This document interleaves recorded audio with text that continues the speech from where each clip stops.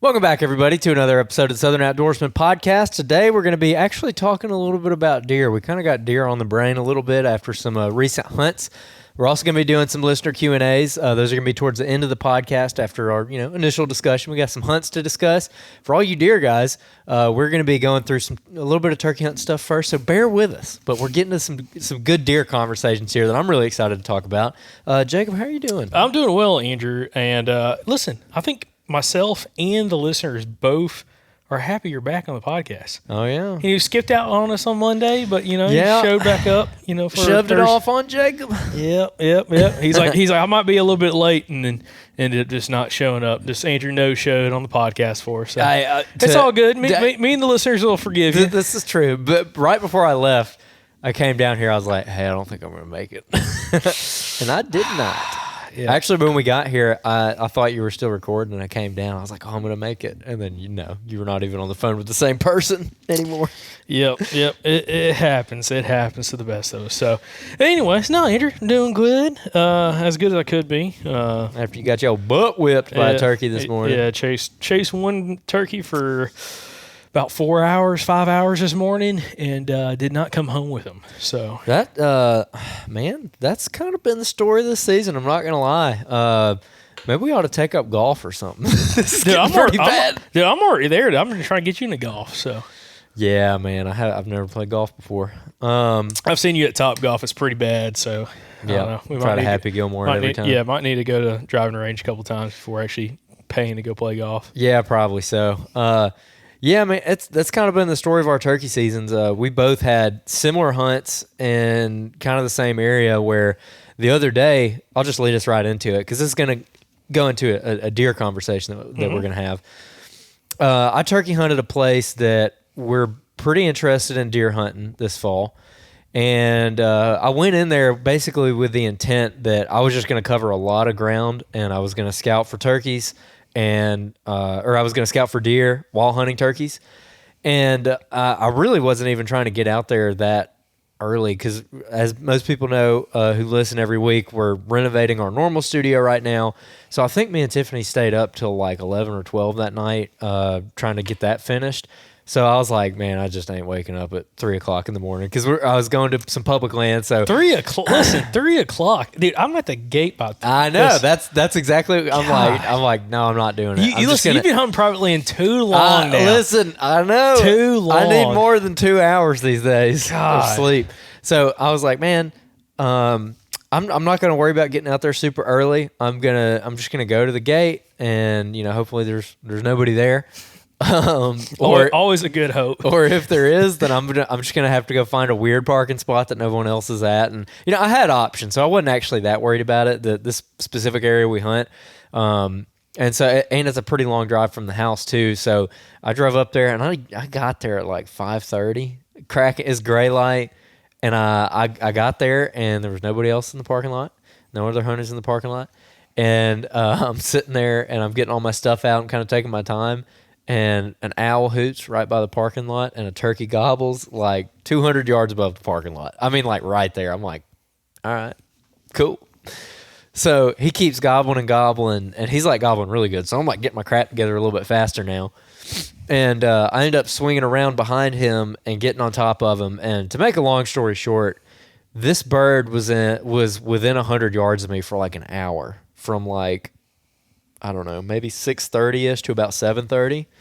And I eased up and I got on top of the ridge that he was on. So when where you park in this spot, there's a ridge that goes up behind the parking lot, and he was on that ridge face.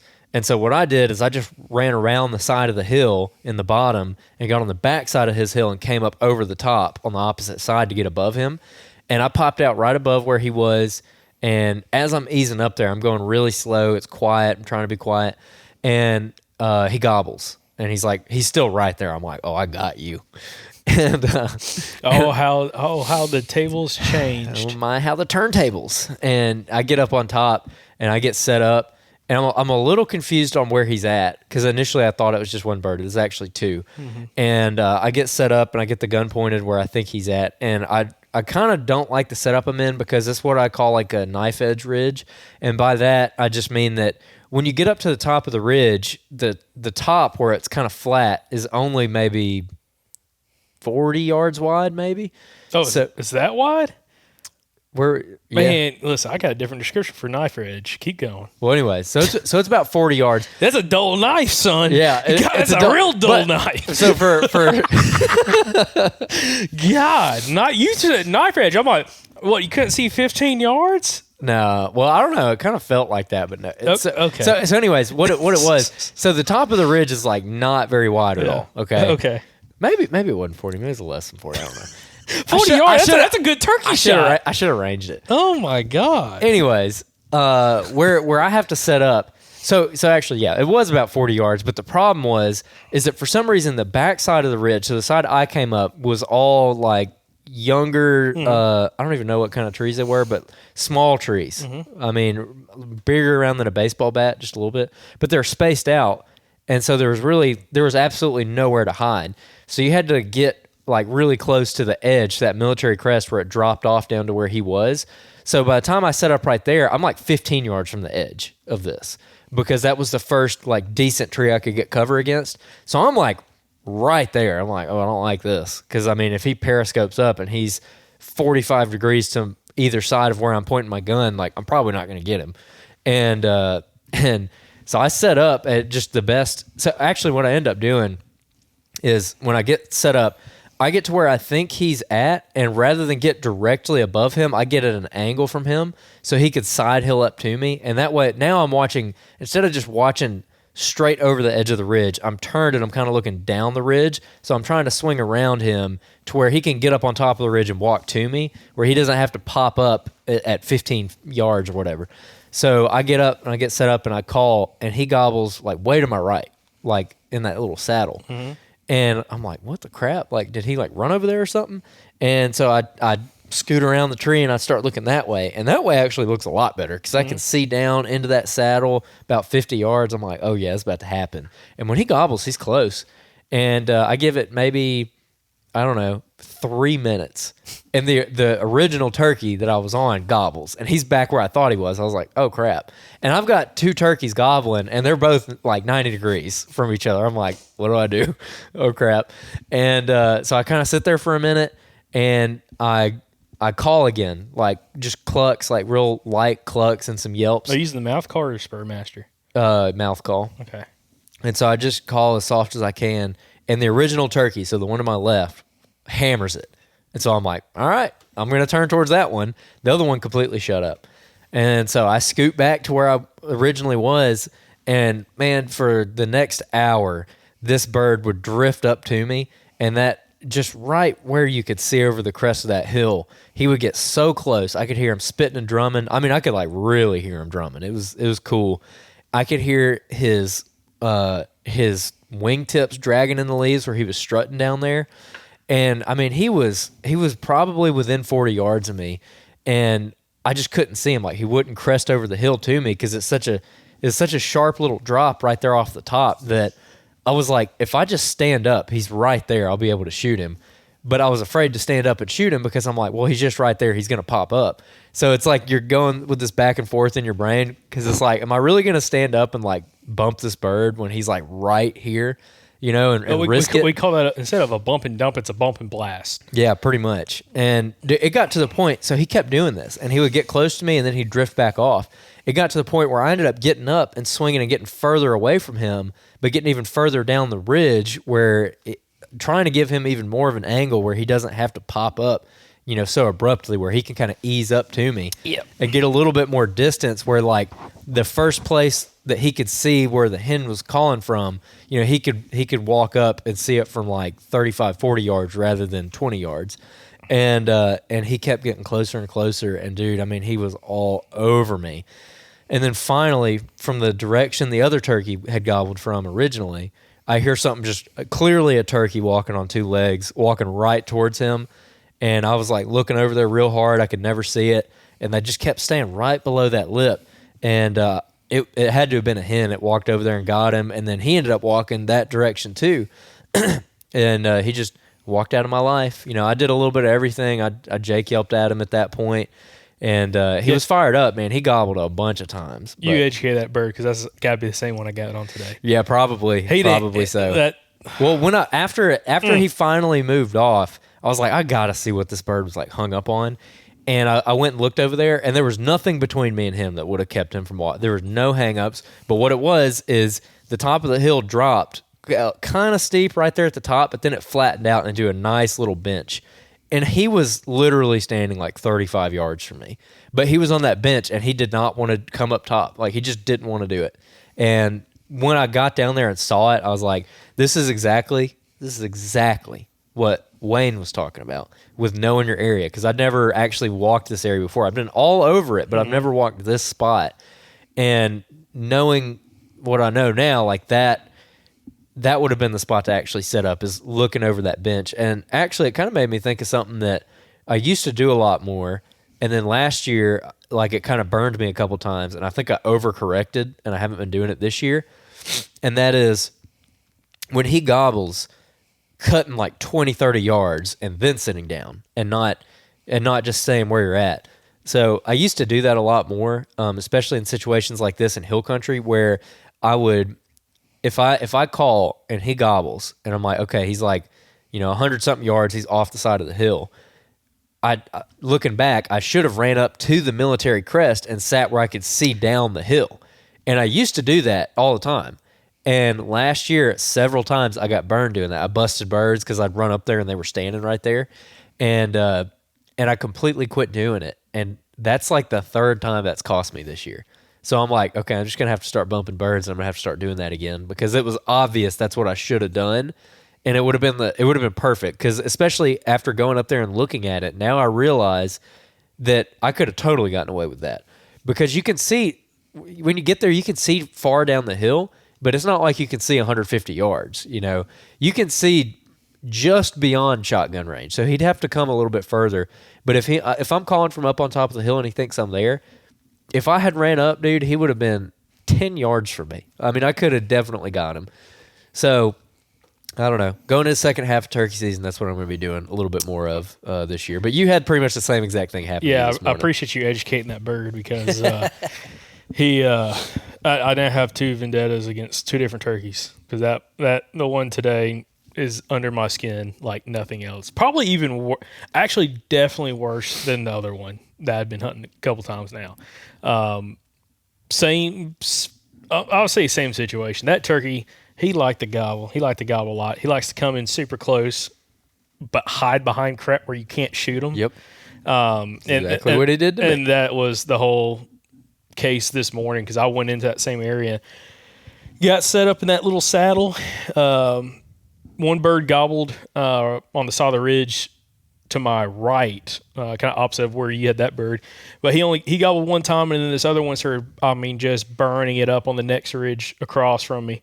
And God, he would not shut up. So I'm like, well, there's nobody else at that little parking area, so I'm just going to, I'm not worried about someone else being back in here. So decided to go after him, left the one that was close to me. I say left the one close to me. I literally went from one tree, moved up like 75 yards, set up again, because it was the one that was gobbling really good. He kept spinning around the limb, and the first time I heard him, I thought he was gobbling towards me, but he might have been spun away. As I moved up, it got a little bit louder. I was like, okay, maybe he's closer than I think he is, or whatever. Ended up, he was on this little knob, this little point kind of coming out of this bigger ridge. And after fly down, and this is also like after all this rain, we just had a bunch of rain come through all yesterday, last night, and it stopped maybe last night around like 8, 9 o'clock. So I was hoping this morning they'd gobble pretty good, even though it was still going to be wet and damp, and they did. I heard a few birds, but these are the two that I had, within working distance. I ended up, when he hits the ground, he starts going. I called to him a couple times, kind of like that delayed answer we've talked about, where it's like 8, 10 seconds, and like he'll gobble. And it's like, Is he gobbling at me? Is he gobbling at something else? I don't know. Well, he started working away, going up on this other secondary ridge point. So I just hightailed across to him. Get up to the general area I thought he was at, and it might not have been the roost site he was at specifically that morning, but it's definitely a roost site. Tore up, the ground's all tore up, scratched up. And actually, when I got there, he gobbled, and I'm like, he's just right across this little thicket from me, okay? And looking at it, I'm like, a turkey can definitely go through there, but I'm not quite sure about the setup. So I sat there, I did a yelp and cut sequence, and he just started double gobbling, just bah, bah, bah, bah. And I was like, okay. He worked towards me, and then finally kind of slipped back, kind of kept going back and forth, back and forth, back and forth. And finally, after like I was there for like maybe 10 minutes, I'm like, okay, he's not going to come through this stuff. Like, he's interested, but he's not going to come through this stuff. I need to gain elevation on this next ridge and try to swing around him. So that's what I did. I started going up. Well, as I'm going up the ridge, and they have a bunch of thick stuff in between me and him, and he's probably, I was thinking maybe 150 yards from me. As I'm going up up in elevation, he's still gobbling, but it's getting quieter and quieter. I'm like, crap, he's moving, and he's booking it, dude. I'm talking about high tailing, fifth gear. So instead of going up and kind of paralleling him, I was like, I'm just going to cut across to where he was just at and just see if I can kind of trail him a little bit and figure out if he'll stop and then swing around him. So I cut across, get to kind of the general area he was at, which is still super thick. I mean, it was like a spot you deer hunt. I'm like, I don't know why the turkey's in here. It's not like briars or anything, but it's just like viney saplings, sparkleberry, privet, just all kinds of stuff like mixed in. Yeah. Well, when I get to that spot, now he's way up above me, and he's still going up. I'm like, what is this dude doing? So I decided, I'm just going to follow him. We're just going to keep going. Like, he's gobbling at me. He's gobbling at everything else, but he's just on a mission. So I ended up kind of trailing him, and finally he gets to a spot. And what I was waiting for, because I just interviewed Shane about yo-yoing, okay? And I was figuring out how I could implement this, but this place, it was so thick, I couldn't get a straight line to that bird. So Shane talked about in that episode, on Monday's episode, you need to get a straight line, you walk straight towards them, start out excited calling, and then as you're working towards them, you kind of get quieter and quieter and quieter to the point where you're just doing subtle clucks and stuff, and you're trying to cut the distance maybe half, a little bit more than half, and then you turn and start walking away, again, doing that kind of softer calling. Well, that to me in this situation, I was like, I don't think it's an option because of like how thick it is. Like, I got to weave and like go all these different angles in order to kind of get through this timber. So I'm like, I don't think I can get like a good line towards him and a good line kind of quartering away. So I'm like, I'm just going to try to get into his bubble. Yeah. And if he stops, we'll see if I can, draw him back down a little bit. And at this point, there's no chance of me getting out ahead of him without what I thought was bumping him. So I'm just kind of following him. Finally, he stops. He's gobbling. He's like, gets in this one area. He's like, gobble, gobble, gobble, gobble, gobble. So I slip up, and it's thick, man. It's viney and just nasty. So I get up. I get in this opening that's probably 45, almost 50 yards in length and probably maybe 25, 30 yards wide. I get to that opening, and he's gobbling. He is like, at this point, he's gobbling right at me. I'm like, this bird's got to be 80 yards. I'm like, I'm not worried about him seeing me because he ain't going to look through this stuff. But I'm in this opening. He just came through this opening. I want to see if I can call him back down. I set up to a call sequence, and he spins around, starts kind of working. Actually, I lie. It probably wasn't 80 yards. He's probably over 100 at that point. And he was gobbling away from me. He's still going up the ridge. I do a cut sequence.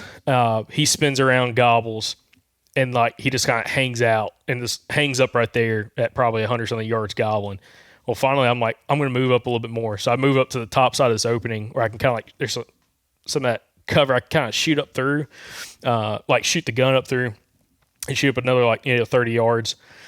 I get set up there, I call, and at this point, instead of doing some of the louder calls I've been doing, started doing more subtle clucks with that houndstooth ceramic pot and purring. And I was doing that and scratching leaves, and he was just going crazy. And then I'm like, okay, he's coming. So he starts coming, dude, coming down to me and just gobbling his brains out.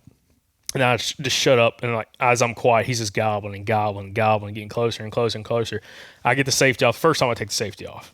First of, I think, 4 or 3.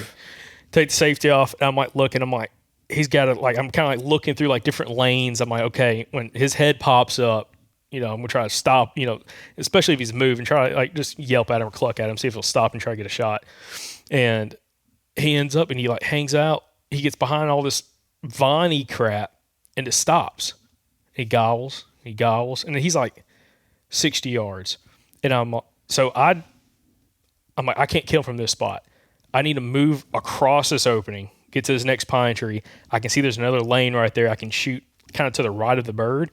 And so like I kind of ease over there, I drop my vest. I just kind of crawl up to it. I get set up. All I'm doing now is just scratching the leaves. And I'm scratching leaves, and he's just, bah, bah. I'm like, come on, dude, let's go. Like, he did the exact same thing to me, dude. I don't know if it's the same bird, but I had a broken limb, and I was scratching with that thing, and he was hammering it. Yeah. Well, so anyway, he gobbles, and now he's like, I did that in some soft clucks. He's on his string. He's coming around, and I'm like looking, I'm like up against this tree, and I'm like, he's gobbling. I mean, he was so close, I can't believe I didn't hear him spitting drum. Like, I never heard this turkey spitting drum at all this whole hunt. Yeah. And he gobbles. I'm like, dude. And he's like right in my face, like gobbling to the point, like you can feel it like internally. Okay. And I'm like, he can't be more than 40 yards. He's got to be 35, maybe at the most 40 yards from me. He's right there. And I've got the gun up. Safety's back off again. Put the safety on, move tree, safety back off when he got in. And I'm just looking. I'm like, have the gun up. I'm just like looking. I'm like, where is he at? Where is he at? Where is he at? And you hear walking. And I'm like, you've got to pop out at some point. And I'm just thinking, I'm like, there's nowhere else I can move. I'm kind of like in this spot where I've got like some of that cover right in front of me, but I can kind of shoot. I can shoot through it. And he ends up going quiet. And next thing I know, he's back up above me, probably 80 yards, 60, 80 yards. And then he starts gobbling again. Gobble. And I'm like, there's nothing I can do in this spot. Like, there's nothing I can do. So I grab my stuff. I go back to my vest, and he's, again, like maybe 80, 100 yards away. I grab my vest, and I'm like, I'm going to side hill up this drainage. I'm going to get up above this bird and set up on him. So as I go to get my vest, he then decides we're going up. So he turns, goes uphill. I'm like, well, I'm just going to keep following him then. Grab my stuff. I go up. We don't go up more than maybe 100 yards. I get set up. He stops again, starts gobbling his head off. Every time he'd stop, he'd start gobbling again. And I get to this big oak tree. I sit down. And when he's gobbling, at this point, I'm like, it sounds like he's in gun range, but I can't see this bird. Like, it's that thick. So I'm like, I'm not even worried about movement. So I'm like, kind of like, grab my stuff, sit down the tree, whatever. He's just right there in front of me gobbling, like probably 60 yards. I get set up again, soft clucks. I'm kind of done with the whole aggressive stuff, just soft clucks and purrs, and just seeing if I can just get his attention just to come down. I do it. He gobbles, scratching leaves. He gobbles. Well, now he starts coming, and I've got these two giant pine trees in front of me, and he's coming, and I can hear him just kind of like really just tracking through. I couldn't hear it. It was too windy now to be able to hear him walking back. And as he gobbles, he's just getting closer and closer. And I'm like, he is in gun range gobbling right now. I cannot see this bird. God. Like, I just can't see it. And it's not because of the terrain or topography or anything like that. It's pretty gentle, but it's just like there's cover. And it's not like blowdowns. It's this thick understory.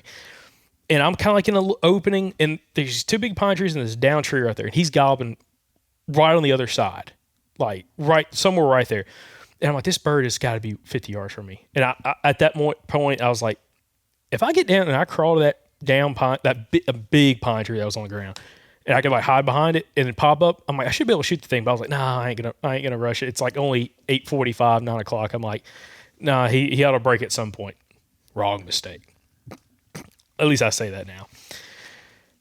He goes back up. He gets probably kind of drifts back away 80, 90 yards, gobbles. And I'm like, well, I can't call him to this point. He keeps wanting to go up. I'm going to swing around and get up above him and then set up that way. So I drop down the drainage. I do about a 200-yard loop up and around him, come up from the top, drop back down. And as I'm walking, like getting like where he can't see me and hear me, he's still gobbling. Not necessarily, but he's just gobbling at this point. He just likes to gobble.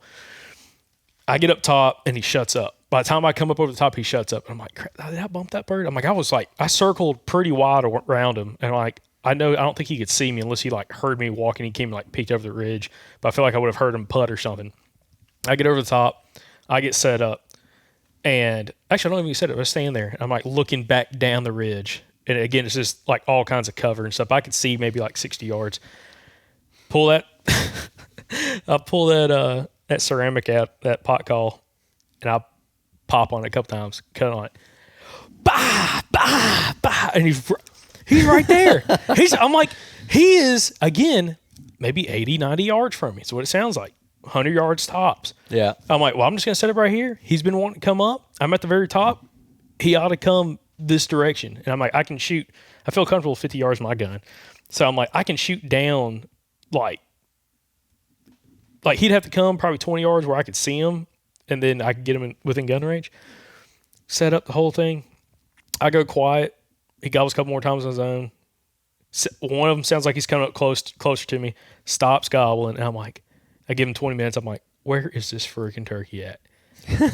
And I go back to thinking like Joe Ham and patience and all this kind of stuff. And I'm like, dude, I'm like now 3 hours into this hunt, like on this specific turkey. I'm a little fed up. So I cut again, and no response. Throw a mouth call in, yelp cut sequence. He gobbles. Same spot. Like he's, about 100 yards or so from me, maybe a little bit further, 110. And he's just kind of going back and forth. So I'm like, I'm going to crawl down there. I'm like, the ridge kind of like drop, it kind of like terraces down a little bit. And I'm like, I'm going to try to get down. There's a certain pine tree I can see, which is like the last spot I can see before it drops off, like kind of drops over again. Uh-huh. I'm like, I want to see if I can get down there and just see if I can pop up, do a couple soft clups, get him to gobble, know where he's at, and shoot him. So I go down, I do that, and it took me, I started at 9:50, 9:40 something, 9:45, and I was at that tree at like 10:20. Only had to go like 60, 70 yards. And I'm talking inching, like I felt like I was a bobcat. Okay, bobcat / timber rattlesnake, and I was looking for timber rattlesnakes. You're slithering through there. Yeah, just easing. I recall earlier this spring, you were like, "I ain't crawling on turkey. I'm too scared of snake." It's different when they gobbling. I was fed up, and dude, I was looking for snakes while I was crawling, but I was like, I wasn't really worried about timber rattlesnake because I'm like, I think I could see one. I was worried about a copperhead like up under some leaves, and like I just like it just comes out, gives you a little peck on the cheek. No, it's more no, not even that, getting bit on the face, but like reaching your like when you have your gun in your arms and you're literally like belt buckle in the dirt, and you like reach that arm for it. I'm like, he's just gonna tag me. He's just up like, to the leaves. Yeah, I'm like, gotcha. That's what I was worried about. Little copperhead. Hey, copperheads don't usually kill people, right? You just swell up, I'm already pretty swole, so I don't know how much more I can swell up. Oh my gosh. Anyway, so I get down there, I get set, I get behind that pine tree, and I kind of like ease up, and I do some soft clucks. I'm like, I don't see anything. So you get that head poke up. No, just ease up. I'm like, I can see now another like 50 yards down. I'm like, he's got to be in this buffer. Like he's got to be within where I'm seeing. And I'm behind that tree for 10 minutes. Did a couple soft clucks, couple soft yelps, nothing, no response, nothing. I'm like, where in the heck did this turkey go? So after like 10, 15 minutes behind that tree, I'm like, I'm gonna get in front of the tree. I'm gonna sit down in front of the tree. I'm gonna sit here for 15, 20 minutes, see if he drifts back in here. Yep. Do that, nothing. I call you. Yep. It's like 11:30 now. Okay. Been in this area for a while. Been on this bird since like 7 o'clock. It's like 11:30. I call you. I'm like, dude, I don't know what I told you. Like I texted you before I was going. I'm like, I'm crawling this turkey. I want to try to see if I can kill him. And I'm like, dude, I don't know where this bird went, man. I'm like, I didn't hear him leave. He's been gobbling his head off. Now he kind of like shut up. He's not responding to anything. He's got to be somewhere close. I'm like, I don't think I bumped the turkey. And we were talking about doing this podcast. So I'm like, well, I'm going to head out. How long did you sit against that tree? Probably 20 minutes maybe. Okay. So probably 10 minutes behind the tree, 20 minutes. So about 30 minutes all in total. I was sitting in that area. And I'm like, well, I'm going to go back, grab my vest, and then I'm going to kind of work my way out of here. Because you were asking me about deer sign, and I'm like, I haven't even been paying attention. Yeah. I've been like following this turkey, like I haven't even paid attention to deer sign. I'm like, I ain't seen anything so big it like caught my attention. But I grabbed my vest, and I'm like, I'm going to start working off. I'm not going to go straight back down. I'm going to kind of quarter down the ridge and to see if I can strike a bird or whatever. I don't walk 60 yards kind of angling down the ridge. I stop, and I do a cut sequence on that ceramic call, and he gobbles, 100 yards away, side ridge of where he last gobbled from. I mean, he's right there. Like, I dropped a pin on it, and I think he's 120 yards in front of me. Mm-hmm. But he's kind of angling down the ridge, and I'm like, so I call you back. I'm like, hey, might be a little late for that podcast. I'm like, I was like, what are you doing calling me? Go get him. I'm like, I just struck him again. Long story short, I try to swing on him, get back to where the last place I'd heard him gobble before he went silent and then shifted. Called, no answer. Moved in, called, no answer. Ended up, he just kept drifting down the ridge, I guess. I don't know. I don't think I ever bumped him. Never gobbled again, whatever. And I just got fed up. I was like, we're hiking out here. So I hiked out, got to the truck. But, dude, he was frustrated. And I called Shane Parker, and I was kind of telling him about it because I was like, man, I was going to try to do your yo-yo, but like the habitat in there is so thick. It's like I couldn't get like a straight line. Like you're just zigzagging through all this stuff. Like you're zigging while he's zagging, okay? Yeah. That's how it felt. And he's like, that's crazy. He's like, do you think he had hens with him? I'm like, maybe, but I'm like, I never heard any, and I got really close to that bird twice, and never heard anything. Like I never heard scratching, nothing. Every now and then you could just hear him walking. That's it. And he's like, he probably had hens with him, and he was just kind of gobbled because he's like, I can't believe he gobbled as much as you said he gobbled and got that close, and he never like decided to actually come and like see you. Because if he was used to coming through all that cover, he's like, you'd think he'd like want to, he'd seal the deal and try to find that hen. Yeah. And the whole area was scratched up. But anyway, so that's my wrap. Again, a little frustrating. And we were talking about this earlier. It's like kind of how the season's gone so far. That's like the third or fourth opportunity I've had, like bird really close like that in public. And most of the ones in the past has been the setup. This one, I don't think it was the setup because like, it's just, I needed him to come. Like I don't think there's any way I could have done the setup any different necessarily based off what I did, because it's not like it wasn't like a terrain thing. Mostly vegetation. Like you can't really help the vegetation aspect of it compared to like terrain. Like okay, terrain, I just need to get over that little ridge point. I need to go around it. Vegetation is like I can't walk through it. He's gonna bust me. Mm-hmm. It's like I could have backed up, but anyway, that was tough. That's hard. I've hunted places like that back when I lived in Auburn. I hunted some in South Alabama. And it's not hilly like what you were talking about, but the cover's kind of like what you're talking about, where it's pretty thick throughout, but there's like little 50, 60-yard openings in the thick cover.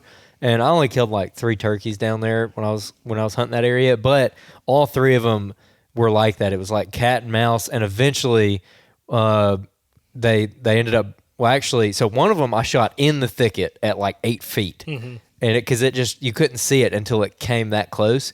And I was sitting there trying to watch an opening. So this happened with 2 of the 3 that I killed in there. One of them just walked right out into the opening and I shot him. The other 2 were walking like at the very fringe of it, looking into it. So one of them just had, like I'm facing into this little opening, and it's like a long skinny one. Mm-hmm. And it's like maybe, I don't know, 60, 70 yards long where you're looking down the hill, but it's like 10 yards wide.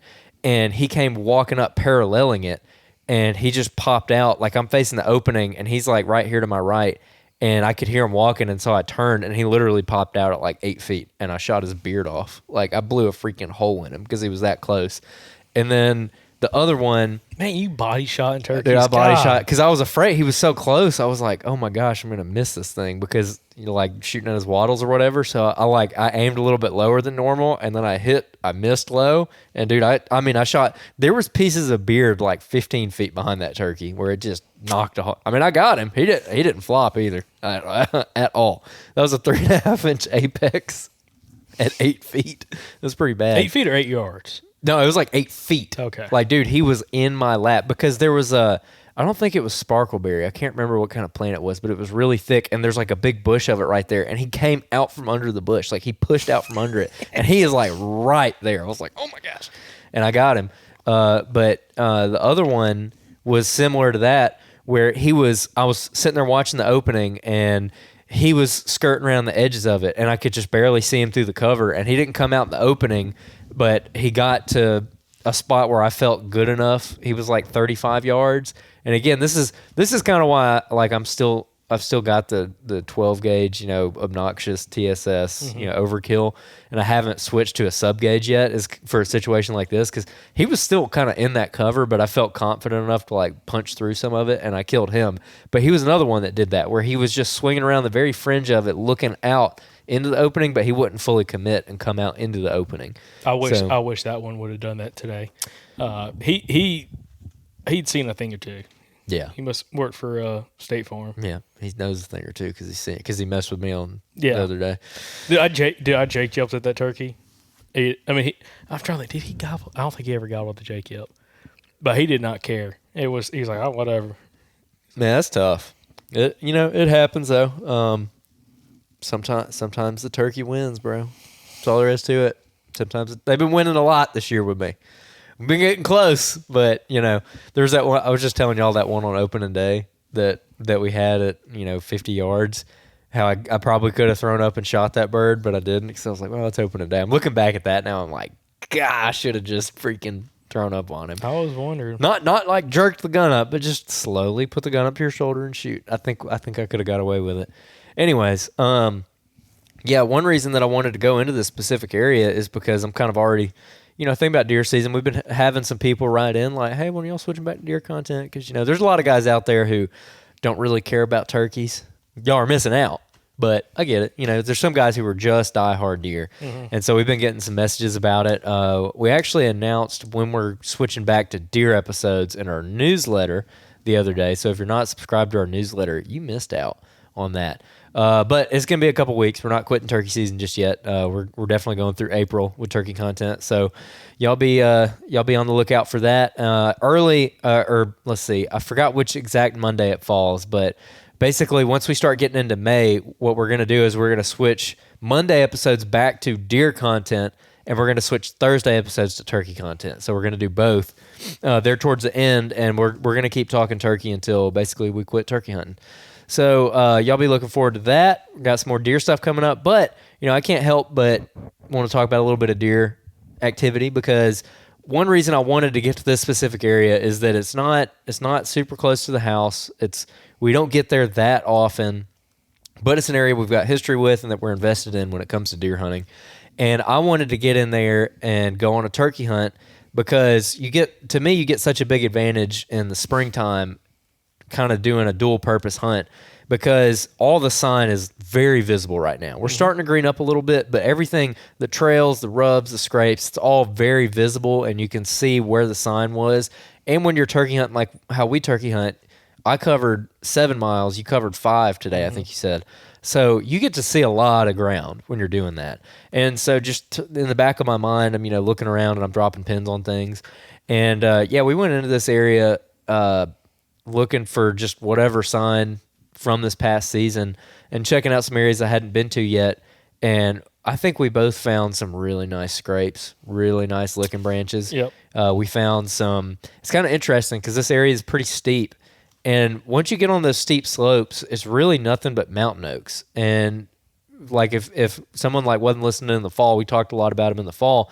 Those mountain oaks grow on steep slopes, and the acorn they produce is huge. It's a type of chestnut oak. Yeah, it's a mountain chestnut oak. It looks like a swamp chestnut. The acorn does. Yeah, but they're not like a primary food source for deer like swamp chestnuts are. And these you could pick them up, the acorns from that tree. You could pick them up, and you could ding someone. You could hurt somebody. You could hurt someone with one for real. I'm talking about leave a whelp because they're big and they're heavy, and you can tell when they're dropping because it sounds like someone dropping golf balls out of a tree.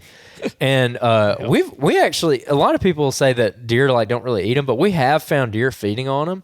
But usually there's so many that it's just every year's a bumper crop of those things. I swear, you'll get on certain mountainsides where it is you'll bust your butt slipping on them.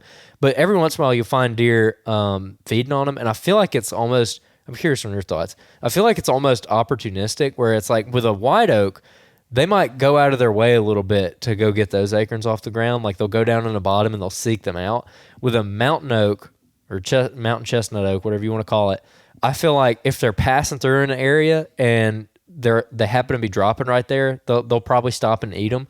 But they're only doing that in areas where they're already kind of naturally traveling to. I think about in Georgia where we hunted a couple times and we had all those encounters with deer. And that was a kind of a natural funnel where it seemed like they were just flowing back and forth through there anyway. And so there's a lot of feed sign.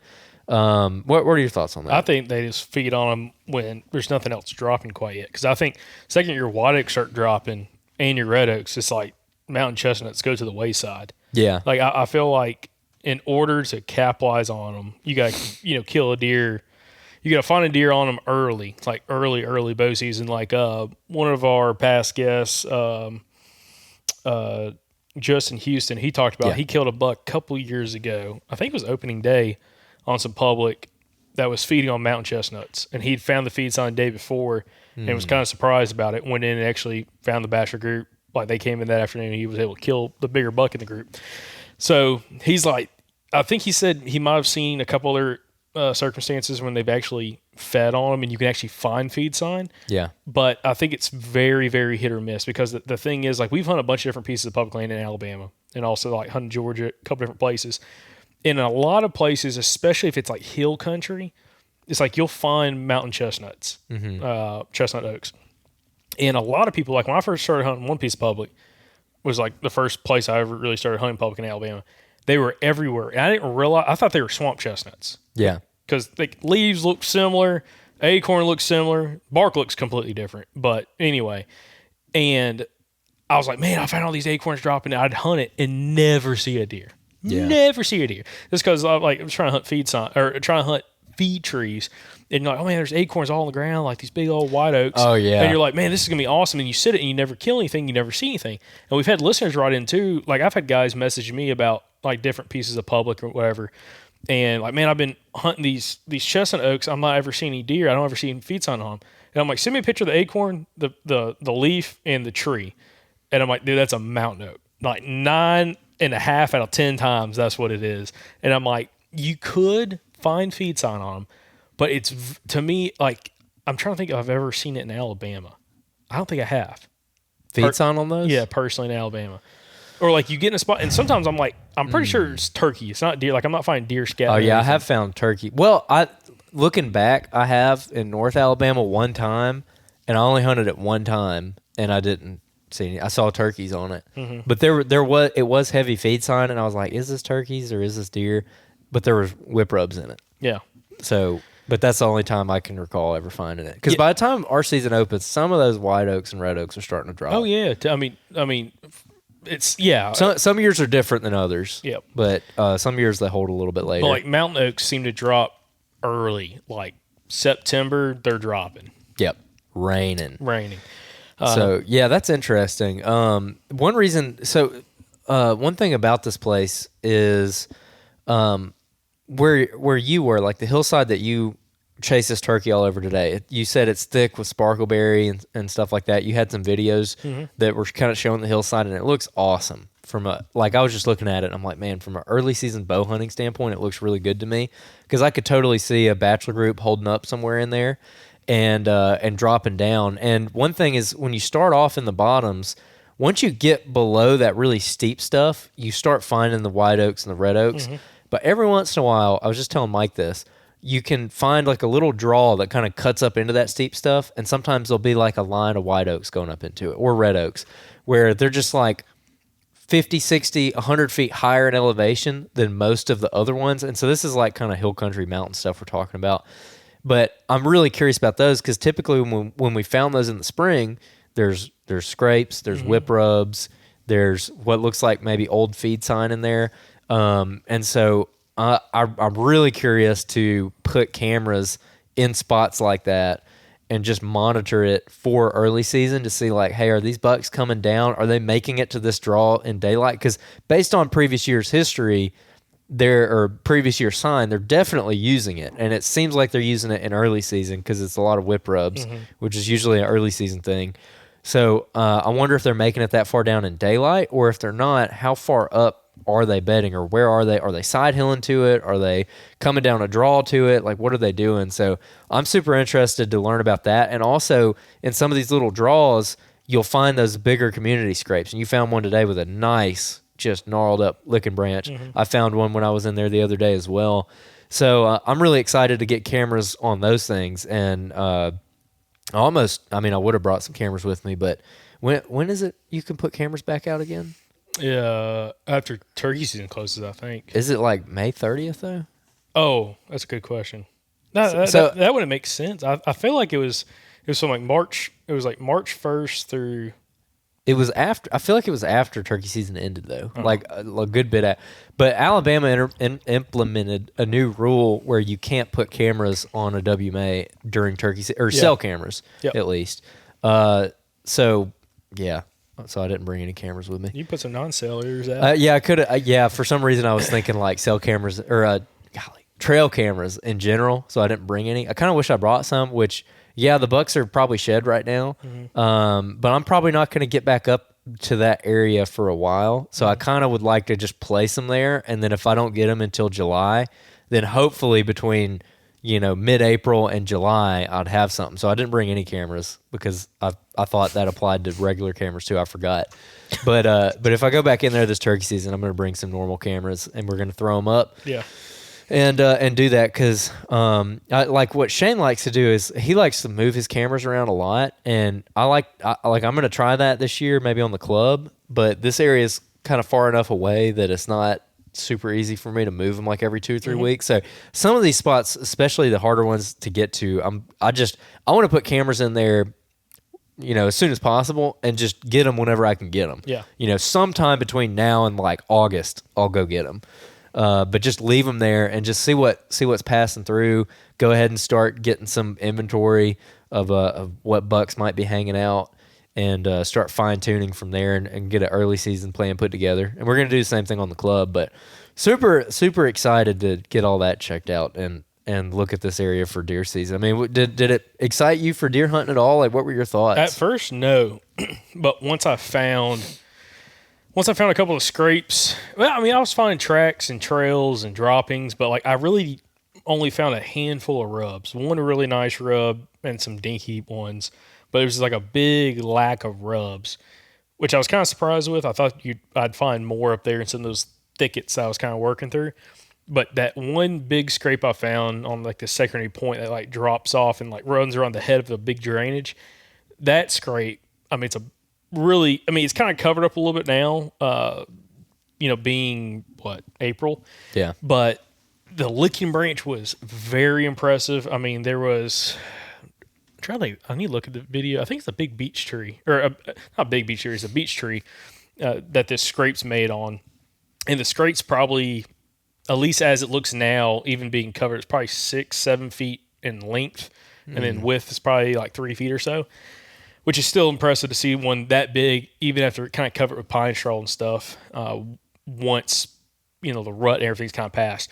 But that location I really liked because it's right next to a drainage that does have a bunch of big red oaks in it. Yeah. And it's at the base of like that ridge, kind of at the base of the ridge, where it's like super thick, like right there at the edge of the scrape. It's like just outside like the really thick stuff. It's like on the edge within like 30 yards of the edge of like the stuff that like I could be standing 5 yards into it and you can't see me, let alone a deer. Yeah.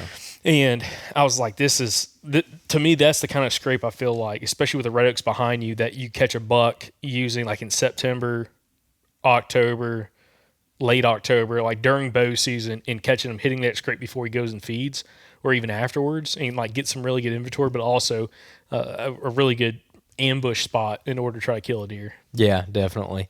Yeah, I think one thing I want to try in areas like that where it's just it's an awesome little location for that scrape to be, and we were looking at it on the map earlier.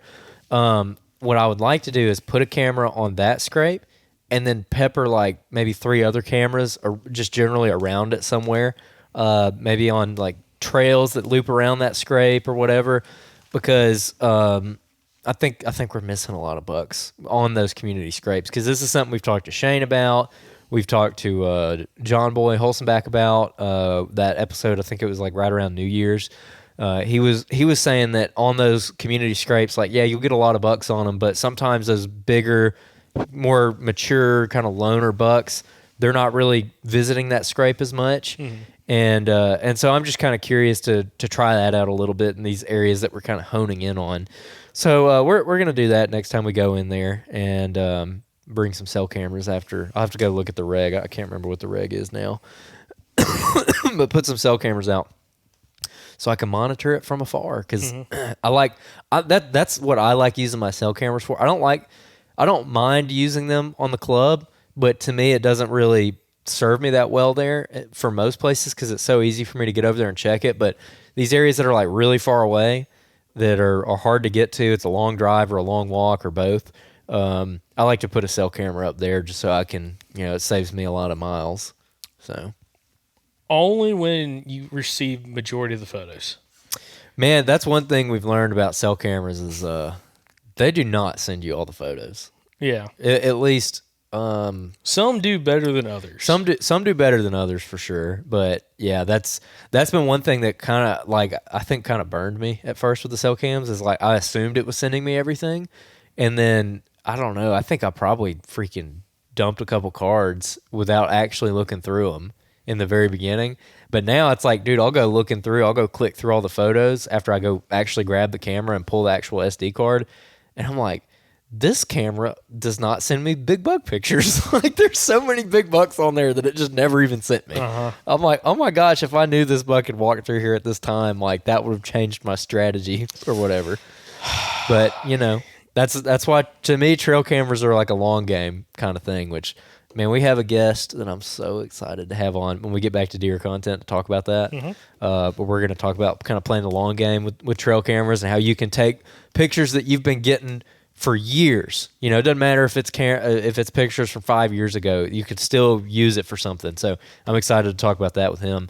But anyways, you got anything else on the deer before we kind of move on? Ain't found any sheds? No, I was looking today, especially with it being overcast. I thought it'd be a good spot to find some sheds, but again, I wasn't looking all that hard. You're a little distracted. I mean, yeah, even when I left that bird, I was kind of looking, but it wasn't a priority. I went to a different piece of public yesterday, I think, to try to go roost some birds, and went and check on a couple spots where you get like little food plots and stuff. I was looking for sheds out in it and didn't find any. Kind of using John Boy's tactic, and anyway, pretty good. Oh, I'll say that I didn't tell you this. So when I went to scout the other piece of public, kind of roost some birds, trying to roost birds. I hiked way back. It was like a 1.5 mile loop or so, and I got back off this little ridge point and dropped down to a creek bottom, and I started finding a ton of turkey sign. Well, I was going to walk the creek bottom, kind of back up towards the road and cut out of it. Well, it's like big pines and everything right there. Mm-hmm. I should have went back the way I went in, kind of, or like cut back up like towards the food plot. I decided not to. You can kind of walk through the pines. That was a terrible decision.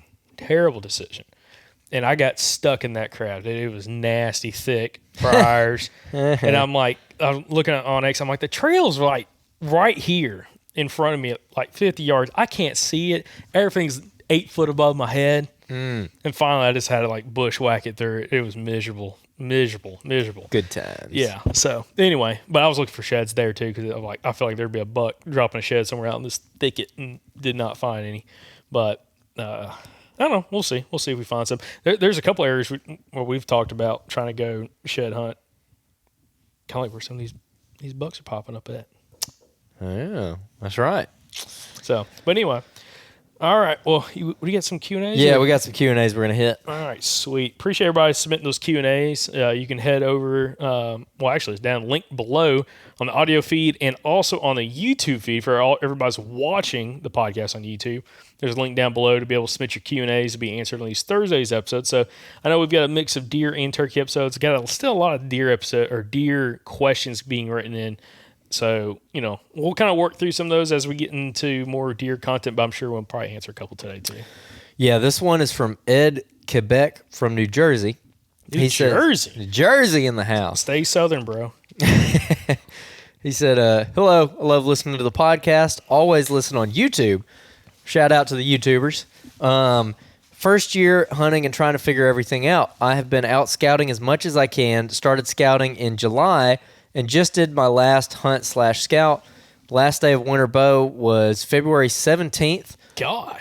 Yeah, that goes way later than I thought it did up there. And they start before us, too. That's crazy. The public land in my area is pine lands. 90%, some places we have very little mixed maples and oaks. Where there is water, it has cedars in it. Lots of knee-high to waist-high stem growth mixed in with the sticker bushes /thorns and greenbrier. has quad and dirt bike trails throughout, vehicle trails for fire department to do controlled burns. Some places have elevation changes, nothing real crazy. It's typically in 10-foot increments.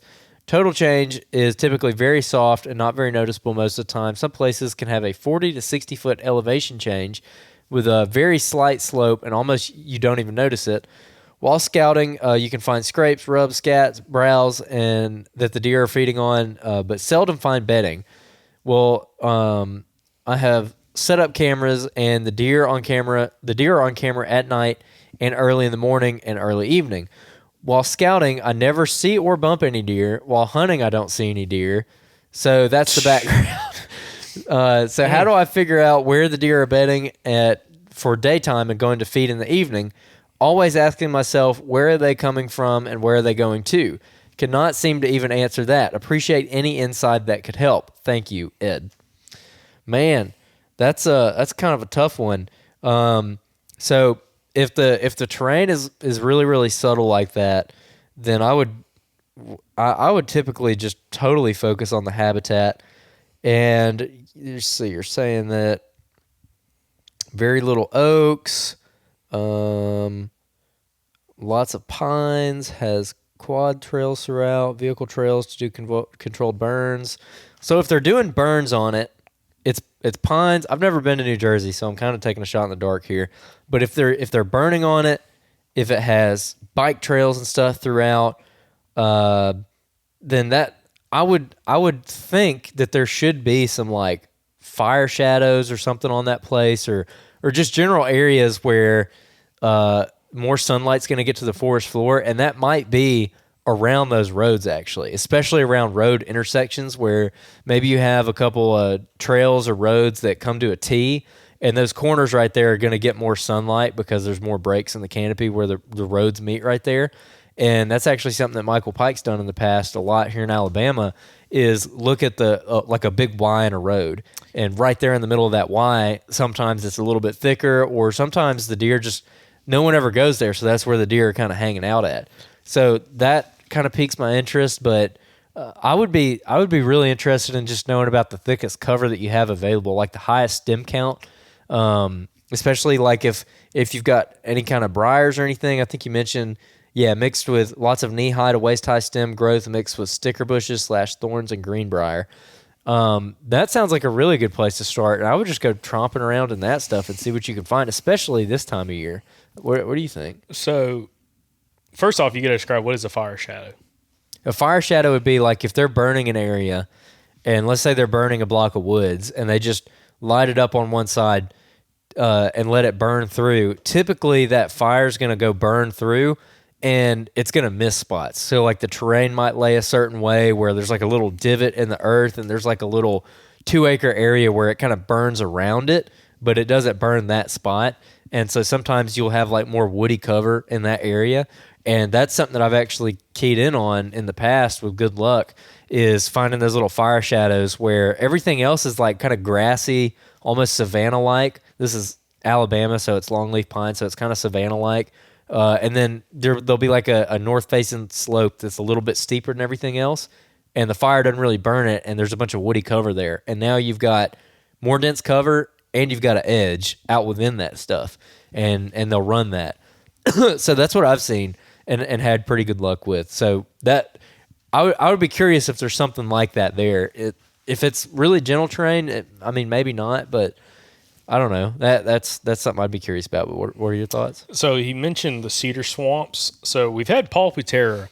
So Ed, I would go back and find any episode of a podcast Paul Putera's been on when he specifically talked about, we've had him on a couple times where he specifically talked about Jersey and PA, and he lives in New Jersey, and he talked about hunting on one of the episodes about some of those cedar swamps and finding those bucks bedded in and around those cedar swamps.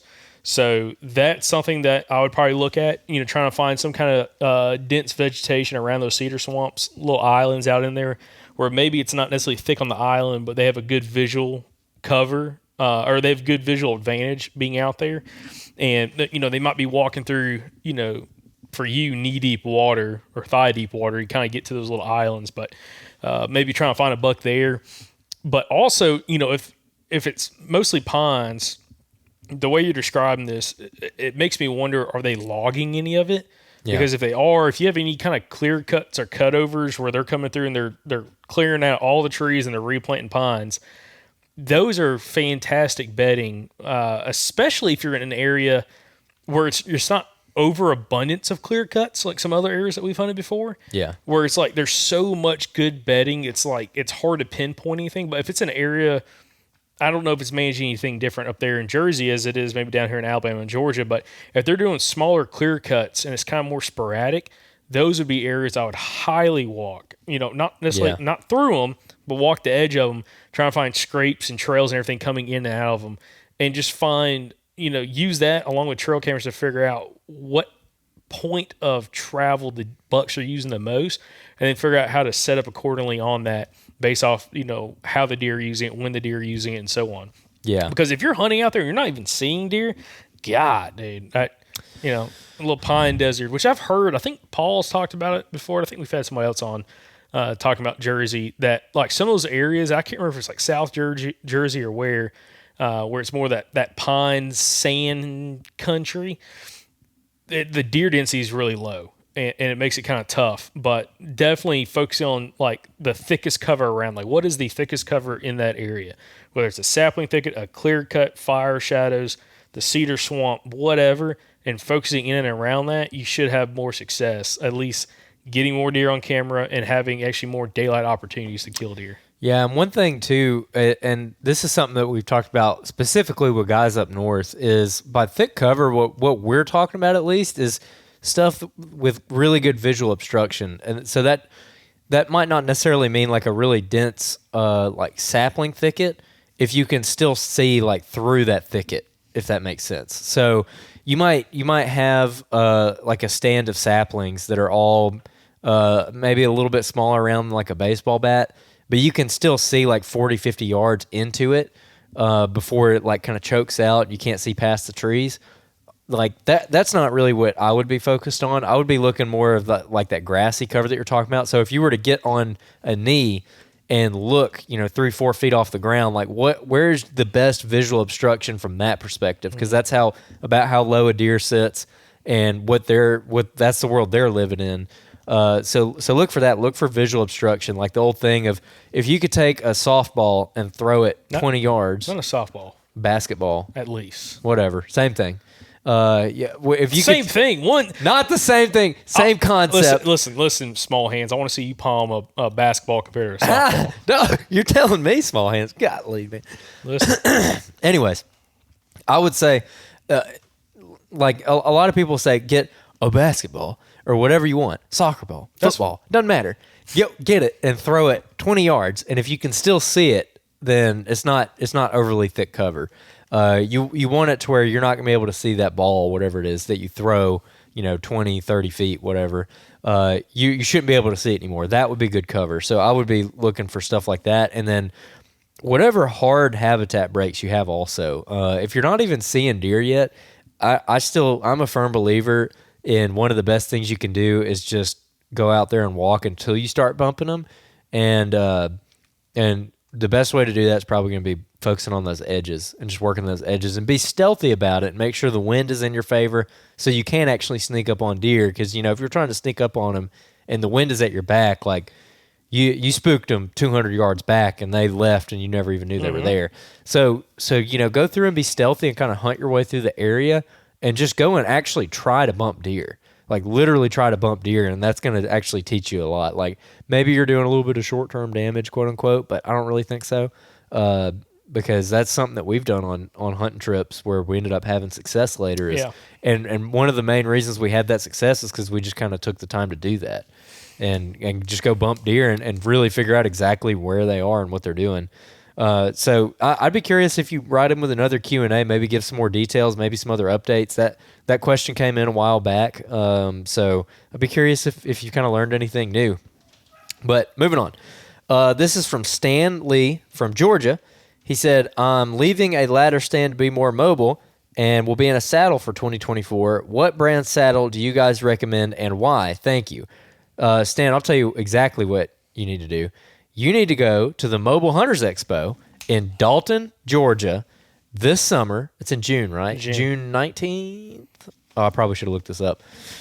It's in June in Dalton, Georgia. We're going to be there, and pretty much every saddle company in the industry is also going to be there. Buzzard Roost, Tethered, Cruiser, JX3. Who am I forgetting? I think Latitude might be Latitude, I think, is going to be there.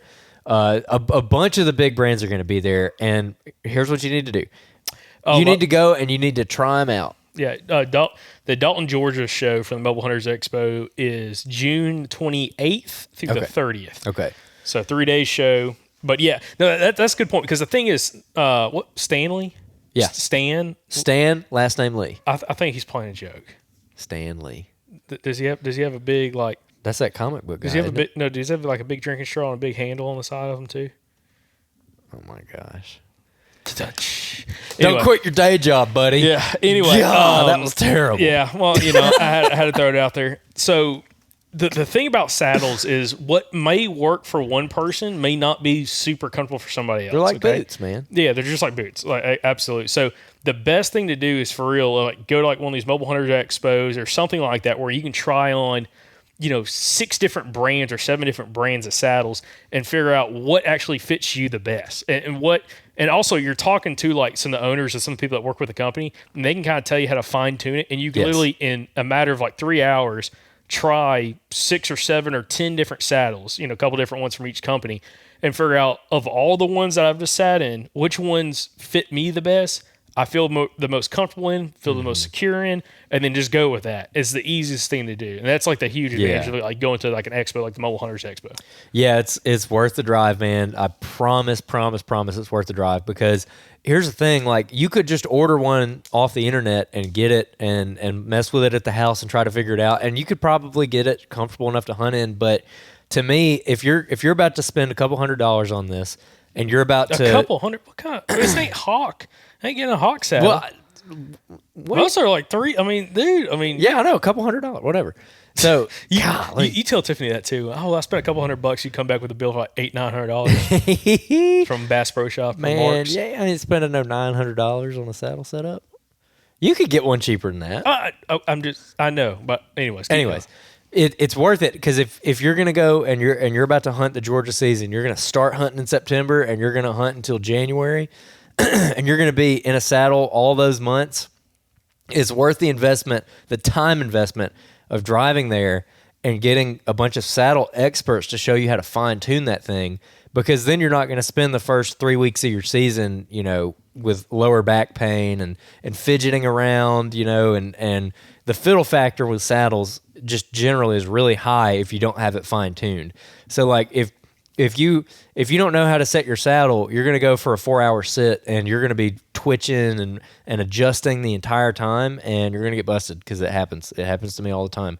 It happened a lot more like before I knew how to get fine-tuned. And like Jacob said, the owners are going to be there and they know better than anybody else of how to fine-tune it and how to get it exactly where you need it to be, because it might be something as simple as like, oh, dude, move your tether up 3 inches and you'll be good to go. Yeah. And that might take you like, a long time to figure out on your own if you're new to it. So make the investment, drive up there. I expect to see you there, man. If you come for real, come say hey to us. But as far as brands go, we've tried a bunch of different brands, especially you. How many saddles have you sat in at this point? I've owned 10. So I've owned saddles from Trophy Line, Tethered, Cruiser, Arrow Hunter, Buzzard Roost. Let me think. What am I forgetting? Have you had a Latitude? I haven't had a Latitude. I'm trying to think if am I missing one. I've had multiple though from Tethered, Arrow Hunter, had the Cruiser XC.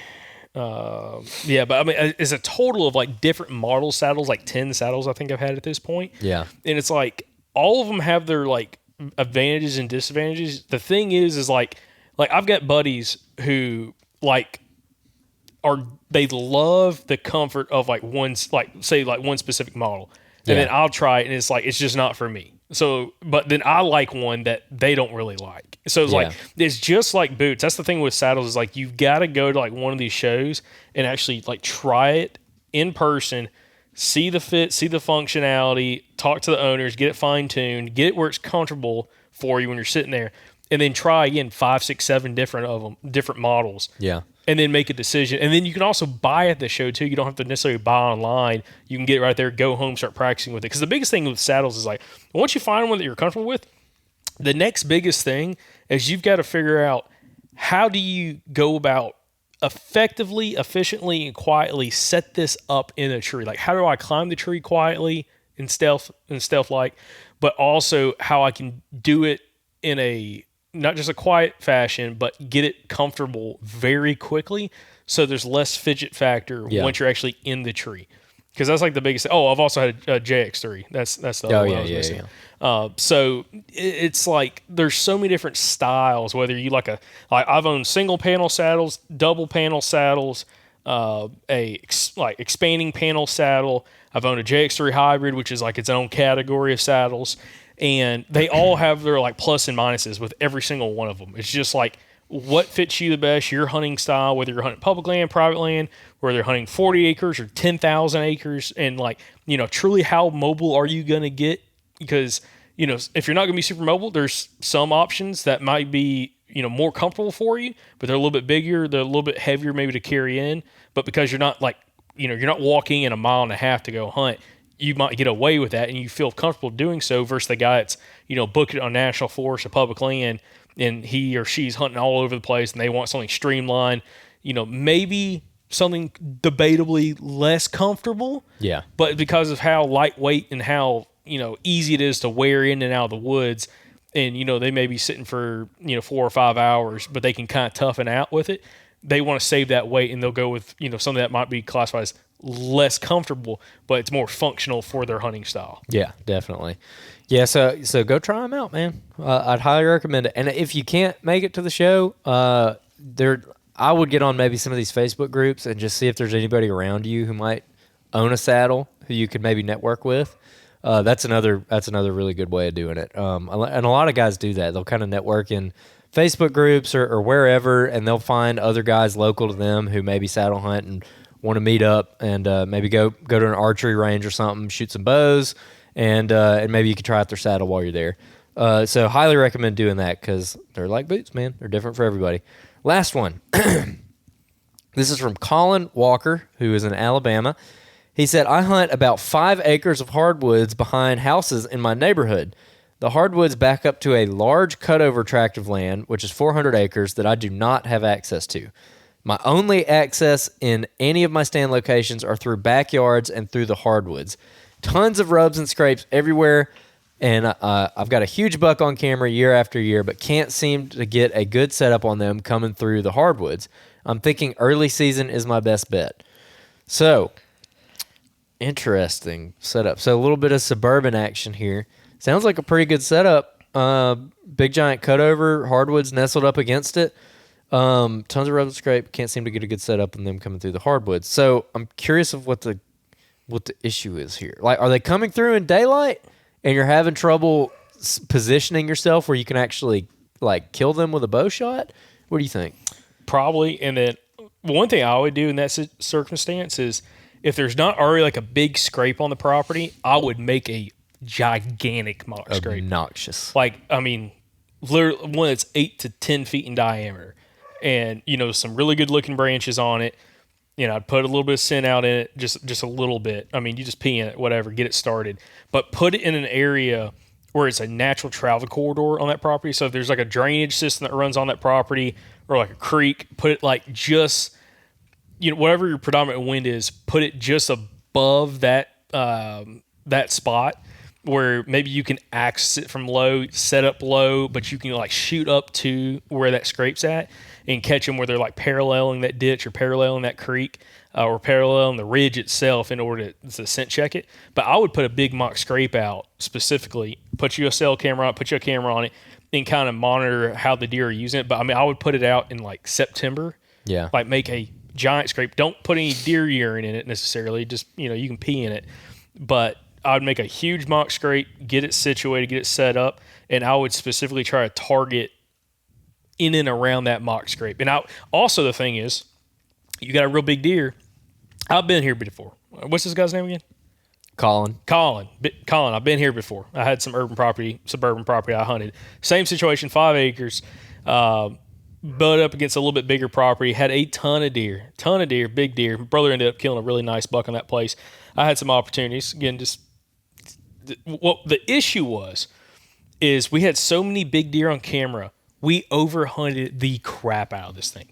When you have a small property like this, you have to be very, very selective of when you hunt, how you enter and exit the woods, and so on. Like the biggest thing is, I feel like to have the most success is you got to take the mindset of a guy like Alan Summerford, who we've had on the podcast. Yes. Who he has these small, now he doesn't have any 5 acre parcels, but he's got like some 20 to 40 acre parcels that he hunts. And he might hunt them 3 days the whole season. But when he hunts those 3 days, he's going to get an opportunity or he's going to kill a buck on that, that parcel. So he leaves it very unpressured, and he uses cameras and like kind of historical data in that area of what is the right window of time of hunting that area. So, if your cameras and your experience tells you that early season may be the best, go hit it. I mean, that'd be fine. If you've seen in the past really good rut activity on the property with some of your bigger bucks, we'll find that 3-4 day window of time of when you should hunt it, and then literally stay out of there. It's one of those things that, like, if that's all you have to hunt, you either need to go find some public land and kind of get the itch, scratch that itch during early season or like during other points of the year when that property is not great, or you need to have a hunting club. You need to have something else to go hunt to kind of scratch that itch. But on that small property, I think you only need to try to hunt it 3 or 4 times, have the right of 3 or 4 day window of time to hunt, and then hunt it, and then don't touch it. And just try to, your goal should be on that property is your first hunt or two is your best opportunity. Don't hunt it, because this one little property, we probably hunted that thing 30 or 40 times during the year. Those deer were so educated. Man, those does. They're like, oh, Jacob's back. Those does would come looking, and you didn't have a lot of tree stand options. Like it was a 5 acre chunk on the backside of my aunt's house, but there was only so many trees you could get in, and we weren't really hunting mobile. We had pre-hung lock-ons, and those does, the does is what's going to bite you in the butt. Like, especially if the bucks aren't there early. Dude, if one of those does busts you and you're on 5 acres, there's not a lot of room to move around and kind of reposition for your next hunt in order for them not to notice you. So they're going to come through there the next time after they busted you. They're going to be looking up in every single tree trying to find you. Okay? Mm-hmm. Yeah. Yeah, the other thing I would say, which I just based on the situation, I doubt that you are able to do this, but just in case you are, another thing that people do in that situation, if, again, the problem is the actual setup of like, oh, I set up right here and they walked over there, you can actually, if you could just like hinge cut 1 or 2 trees and kind of choke them down to a point, that's worked for people. I was actually reading this book one time.